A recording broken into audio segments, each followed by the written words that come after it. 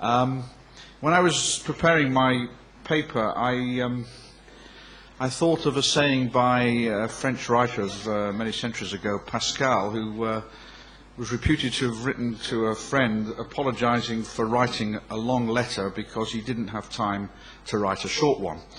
And I'm sure that the academics in the audience will know it's often easier to write a long paper than it is to write a short one. And so I've had to cut a few corners here, and there were many statements I make that I would like to have had a paragraph or two to justify, but you'll just have to take them as what I say. I'm looking at the expansion of British education in the last 40 years, and you have to start, as those of you who know the British system, with the Robbins report. This was a committee on higher education under the chairmanship of Professor Lord Robbins, head of the London School of Economics. It was established in 1961 and it reported in 1963. When it began its work, around 8% of the 18 to 21-year-old population, the typical university-going population, about 8% of that population went into full-time higher education. Now the figure is beyond 35%. There are some arguments as to where it now sits, but beyond 35 is a safe figure. And if we take into account as well, since that time, the growth in the mature student in Britain, to say this because we're in Israel, in Britain, you're called a mature student if you go into university at the age of 21 and over. I assume with the army in Israel, everybody's virtually 21 and over when they come into higher education. But in Britain, there's a very strong mature student population. If you take that into account and you take into account demographic growth, we now have a higher education system, both full and part-time, which is more than 5 times in student numbers, 5 times the size than it was 40 years ago. But the biggest long-term impact of the Robbins report on British higher education was not its forecasts, but was a principle which is established, which I'm sure you are familiar with, and which has remained largely unchallenged to this day. And what the Robbins said was, I quote, "Courses in higher education should be available for all those who are qualified by ability and attainment to pursue them and who wish to do so." Courses should be available for all who are qualified and who wish to do so. Now, remarkably, if you go back to Robbins' report, this principle was not one of its 176 recommendations. It made 176 recommendations, sorry, 178 recommendations. This principle was not one of it. Rather, the committee referred to it as an axiom, which, dictionary tells me, means a self-evident truth. It referred to this principle which has dominated policy making in Britain and driven the education system as an axiom, a self-evident truth. And it accepted, therefore, that the future rate of expansion, because of that, became, I suppose, from a government point of view, largely a technical exercise of forecasting how many people might become qualified and might wish to enter higher education. Now, the committee justified this axiom on 2 grounds, which are worth repeating because they still resonate today, some 40 years on. This is what they said. "We do not believe that modern societies can achieve their aims of economic growth and higher cultural standards without making the most of the talent of their citizens." And, again, quote, "The good society desires equality of opportunity for its citizens to become not merely good producers, but also good men and women." So in essence, what the committee was saying was it was bringing together the needs of individuals, the needs of the economy, and the needs of wider society, and this has been the rationale for the expansion of higher education over the past 40 years. The language has become a little more modernized, but the essential argument and the essential rationale has stayed the same.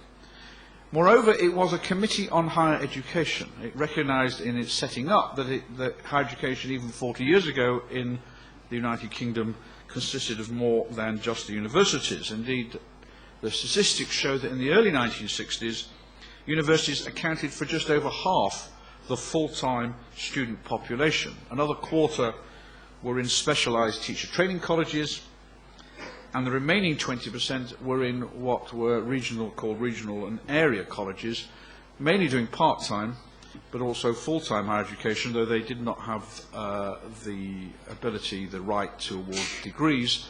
Most of them took what were then external degrees of the University of London. One of the criticisms of the committee was that it was a committee on higher education. Most of its recommendations were about the universities, but in fact it had a wider remit than that. Well, as I said, the full-time higher education system has expanded fivefold over the 40 years since Robin, but it has not been a steady growth. Periods of fast growth have alternated with a much slower and even static periods. In the rest of the 1960s following Robbins, there was a rapid growth beyond that predicted by Robbins. There's often a confusion that the new universities, what you will know as Warwick and York and Lancaster and Sussex, were part of the Robbins report. They weren't. They were announced. They were part of an earlier expansion announced at the end of the 50s and began to operate in the early 60s. And they were pre-Robbins. There were actually very few structural changes as a result of Robbins. The College of Advanced Technology became the universities, but not much else, because, and I'm going to embarrass Martin Troe by reminding him of a paper he wrote 40 years ago, which was a very perceptive analysis of the Robbins report, and which criticised the fact that it had actually ignored some of these more dynamic areas of higher education, and as he predicted, the focus of government policy, which was not in the Robbins report, was more on the non-university sector, which came about through the establishment of the polytechnics. Some of the regional and area colleges became polytechnics in the mid-late 60s, not as a result of Robbins. In fact, a critique of Robbins is that it really didn't make much impact in policy terms at all. Its major impact was that axiom I mentioned earlier, which has driven our system ever since. Well, this took us to the end of the 60s. The 70s saw relatively little growth. It was a period where higher education was in the doldrums. Again, haven't got time to go into why that was happening. So that by 1980, when we look back at 1980 to Robbins was actually nearly right in his predictions about what the size of the system. But it was more fortuitous and luck than the vindication of any scientific estimation, because there had been a rapid expansion, more than Robbins had predicted in the first period. Then it slowed down, and so they met, the trend line met more or less by 1980, not quite. But these doldrums continued in the 1980s. I haven't put her name in here, but I have mentioned the first Thatcher government. As Mrs. Thatcher has been mentioned 2 or 3 times, I should mention her as well. But there were serious problems facing the universities in the first half of the 1980s for the following reasons. Universities faced cuts as a result of the reductions in public expenditure of the first Thatcher government. They were small cuts, as were mentioned this morning, but cuts in real terms in the funds available. The polytechnic sector was less affected. It had a different funding body and a different funding system. But the focus of the policy in the polytechnics was to maintain the average funding per student. And this is, when we get into funding issues, as an economist, I'd like to be a bit more precise what we mean when we throw figures about.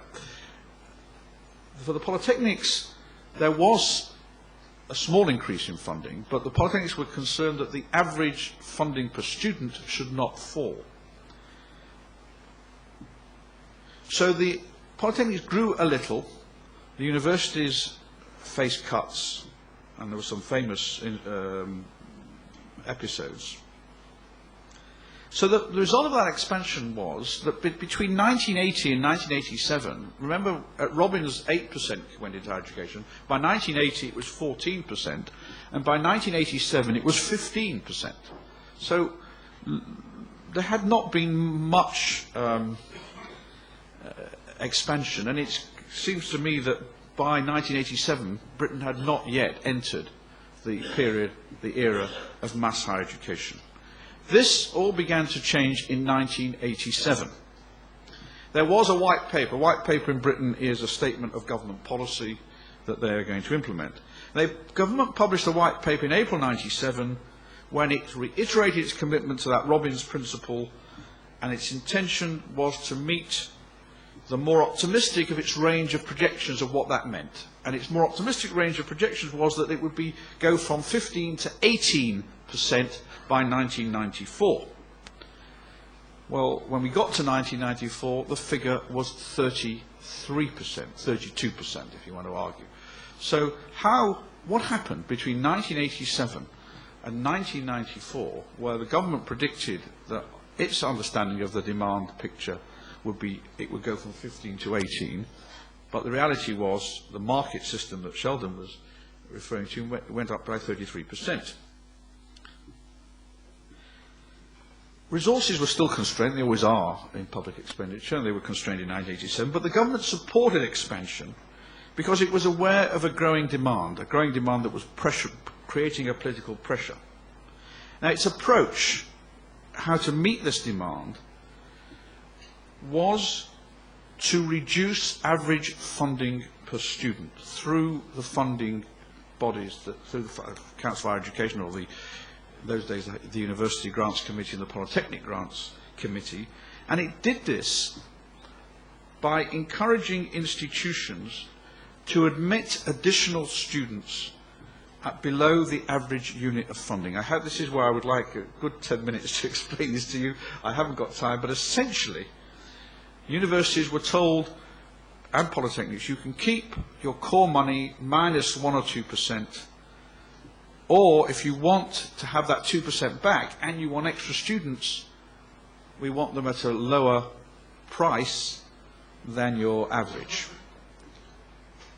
Effectively, universities were in an auction for student places. Only this time, a reverse auction, it was the lowest price bidder that got the prize, not the highest price bidder. And this was the system that was effectively introduced. Again, there are more subtleties to it than I'm doing, but that's the core of it. Now, institutional leaders, and I was one of them, whatever their rhetorical commitment to maintaining the average funding per student, we must maintain funding per student, preferred to take additional students at lower than average funding than cutting numbers and courses, both from an opportunity point of view and also from a managing the university point of view.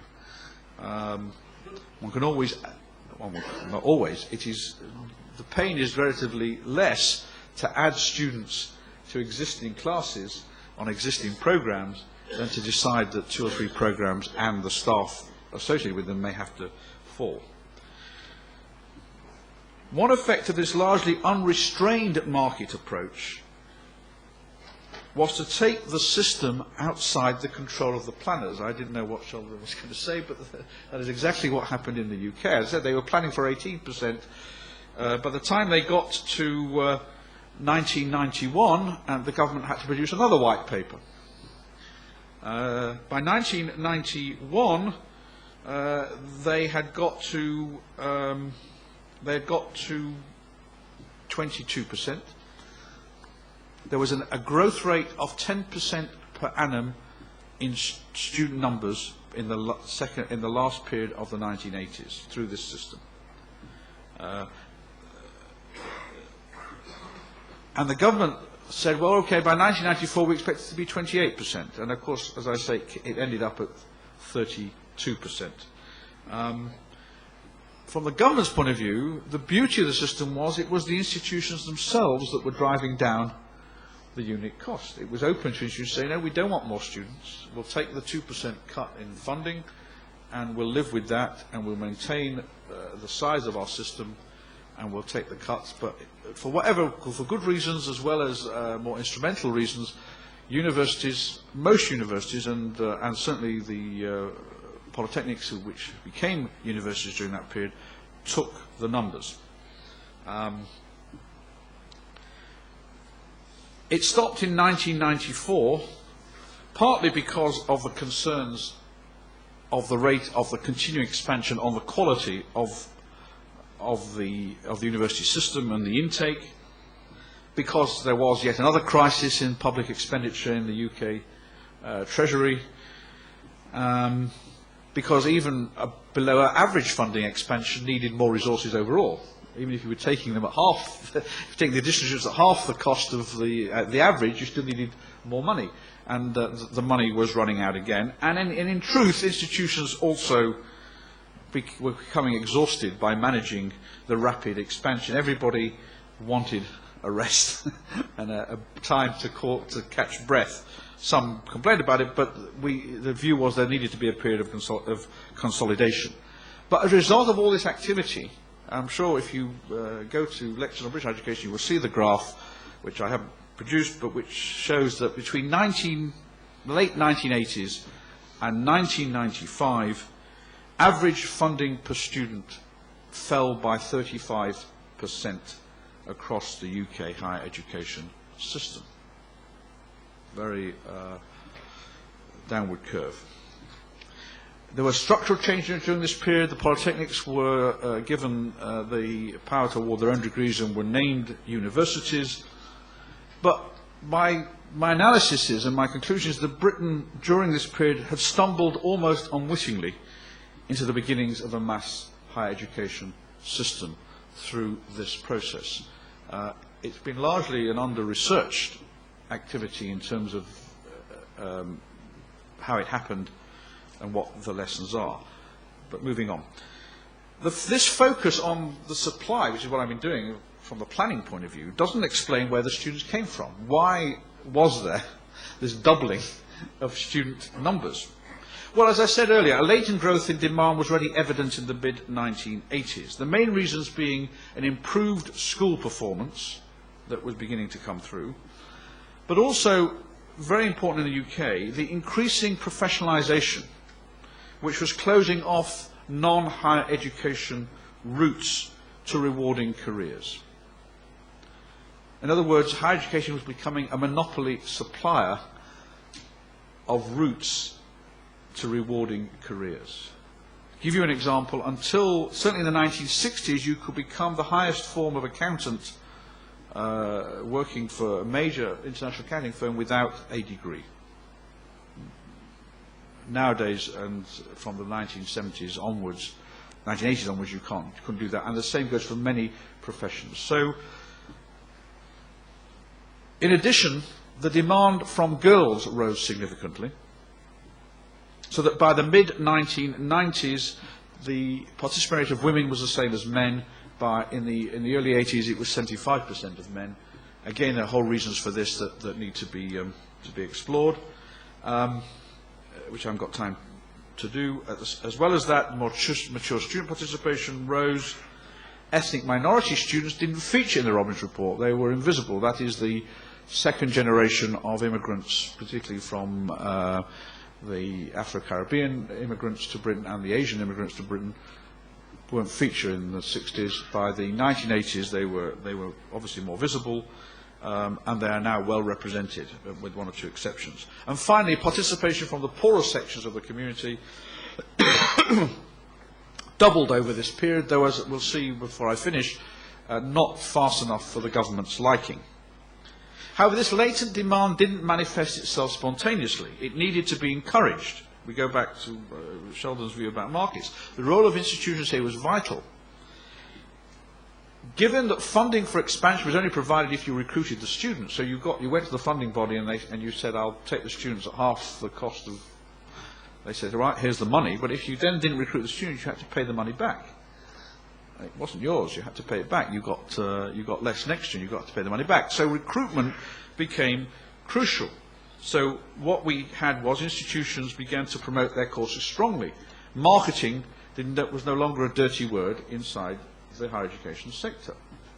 So new courses, more flexible delivery arrangements, and a range of innovations were introduced to attract the new clientele. In this, the newer institutions, particularly then the polytechnics, led the way, driven partly by their education philosophy, but also by their greater vulnerability to the hostile winds of competition. They were also more flexible about their entry requirements in order to meet the needs of a more varied student body. And here's another interesting analysis of the Robbins principle. At first reading, Robbins sounds like a demand-led principle. The students want to come, you provide them places. But actually, given that it's the university which decides which student has the ability and attainment to come into higher education, it switched the power to the universities. The universities decided who came in, nobody else, and that hasn't changed. And given that the minimum entry requirement to a British institution is really quite low, officially, most students in the UK, even today, get above the minimum entry requirements. And clearly, if you want to go to a high prestige, high demand university, you have to have a very high entry. You have to meet the very highest standards. So there was a flexibility to move the entry. So if you needed, not explaining the system, if you needed normally 20 points in your school leaving examination to get in, so it wouldn't make much difference if you got 18. So before you allowed, you would only accept someone with 20, now you accepted people with 18. Given that the minimum you really needed was 4, officially, most universities, and certainly polytechnics, didn't feel any problem in dealing with that. So the gatekeepers opened the gates just a little more widely during this period. Let me move quickly now. Yeah, I will. 1997 and the last 8 years. Well, the Labour government was elected in 1997, and it committed to wider participation, but also, paradoxically, changing the financial climate and context within which expansion took place in much more direct fashion. It first of all introduced tuition fees for the first time in British higher education. Students, again the system is complex, had to pay a fee. They've now changed it again, controversy this year through Parliament, in which the minimum fee is now about £1,100 sterling. The government will allow universities to charge between that and a maximum of £3,000 sterling from 2006. It's going to be means tested and there's various complications. It's also expanded the students in the earlier years used to get a grant for their living costs. That got diluted. There was a loan system. The government has expanded the loan system. So while there are safeguards for poorer students, there is no doubt that the financial burden on students has increased and will continue to increase. So it's difficult to assess the overall impact of these policies. What is clear is there's been very little slackening off in demand for higher education in this period since 1997-98. An early assessment would seem to me, my analysis would be to indicate that there has been a cultural shift in the UK in which that given that higher education is now the only route to the most rewarding careers, the accompanying financial burden is seen at best as an investment in the future and at worst as a necessary evil that has to be endured and financed in some way. There is some indication of demand falling off by mature students who are switching to part-time courses, and we wait to see the impact of 2006. You heard, I think, from Kevin Lewis from the British Council that the government has a 50% target of 50%. This has to be read very carefully. It's 50% of the 18 to 30 age group in some form of higher education by 2010. It's not the same as the 18 to 21% of the population being in full-time higher education.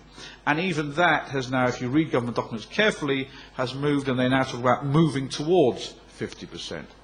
The reason is that it's going to take a lot of money, and in any case there is at the moment a demographic bulge going through, so even if the participation rate stays at much the same as it is now, there will need to be a 15% increase in numbers between now and 2010. So the government has slightly coming off that. But what they are committed to is within that total a much greater proportion of people from poorer backgrounds, still called the working class in Britain, social groups 3B, 4 and 5, depending on what your categorisation is. And to this end, they have produced a series of policies which I think most observers would see as misguided and not misguided, just not addressing the main issue. And they've been obsessed, but essentially, with what we, if you want a neutral term, we call the high demand universities. We might call the prestige universities, taking enough able working class students. Nobody says they should dilute their entry requirements, but they should go be more active. And there's been a lot of work to increase the aspirations, the achievements of these kids in school, and universities are being pushed to go out into the schools to help them. They've now been set up, and this is my last point before I summarise, an office, the Office for Fair Access, known as OFFA, in which every university has to submit its policy for widening its participation, its strategy for widening its participation. If the office, this will come into being in 2006, if the office is not happy with that, it can refuse the university permission to raise its fees above the minimum. My judgment is it's a bit like having the nuclear weapon. You have it so you don't have to use it. The notion that OFFA will tell a major prestige university that it cannot raise its fees beyond the minimum because it's unhappy with its strategy. It's not nothing with performance. The university has to write a document, basically. This has nothing to do with performance. It's to do with strategy. Any university deputy head, let alone head, worthy of holding their post should be able to write a document that would satisfy the regulators. But this has been the main area of controversy. So let me just finish and say that over the last 15 years there has been tremendous expansion, mainly occurring in a 7-8 year period. It's been accompanied by greater diversity of what is offered. There are now, for example, 2-year employability-focused foundation degrees, probably known as associate degrees in other countries, which have been introduced, which give either direct route to work or onto the 3rd year of an honours degree. Increased attention is being paid to learning and teaching challenges of the more diverse student population. One of my other roles is to chair the Higher Education Academy, which has £15 million of government money to help academics develop their teaching skills, curriculum development and pedagogic development. And there are a number of other activities that are about diversity. I haven't got the time to go into all the structural issues, which I'm sure will come up later. So my final point is to say to you that whether you can learn anything from the British experience is a matter for discussion. You may learn that you want to avoid some of the things that we did to expand the system. But what I am clear about, and I share with Sheldon, is that the characteristics of it are about how the way it happened through a diversity of institutions. It happened through essentially the newer institutions being innovative, partly because they had to be, because of their market, partly because they were encouraged to be. The British system has more permeable boundaries than the Californian system or the Israeli system as I hear it developing. Institutions can move, not only students can move across boundaries, institutions can move across boundaries. We also, I have to say, I find it difficult to understand the notion of research universities as if, because by having the word research you imply there are other sorts, and yet you keep telling me there are other sorts, so the word research seems to be redundant unless you are going to actually have other sorts of universities. So the more you keep talking about research universities, you must imply there may be other sorts, and so you have to clear that. In Britain, I think the language I prefer, is research-led institutions and teaching-led institutions. And teaching-led institutions can still do research, but their major focus is on teaching. So I leave you with that very quick, and not so quick as it turned out, sorry, potted history of the last 40 years, and I hope you can make some sense of it. Thank you.